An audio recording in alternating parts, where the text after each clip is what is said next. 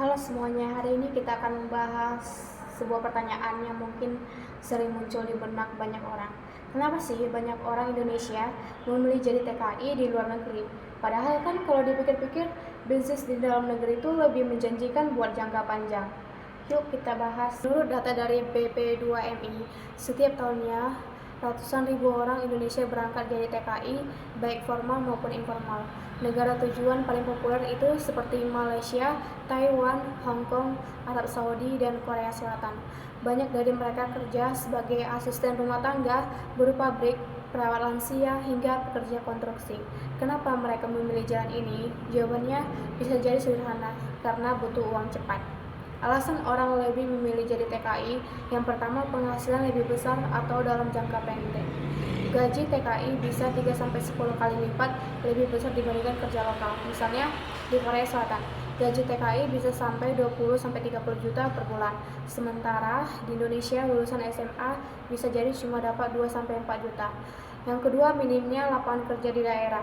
Banyak TKI berasal dari pedesaan yang lapangan kerjanya terbatas, bahkan untuk kerja pabrik pun kadang nggak ada. Yang ketiga, pendidikan dan skill terbatas. Nggak semua orang punya kesempatan sekolah tinggi atau modal belajar bisnis.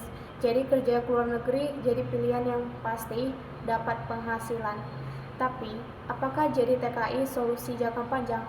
Nah, di sini masalahnya.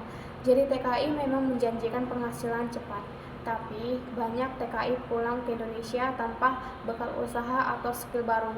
Banyak yang akhirnya habis uangnya buat konsumsi, bangun rumah, beli motor, tapi nggak punya penghasilan tetap setelah kontrak kerja habis.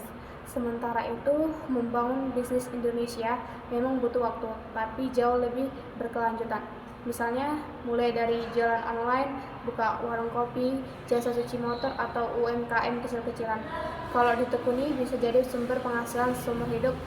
Sekarang pun banyak program pembinaan wirausaha dari pemerintah dan komunitas. Yang penting ada kemauan belajar dan tekad untuk mandiri. Jadi, kenapa orang Indonesia jadi TKI?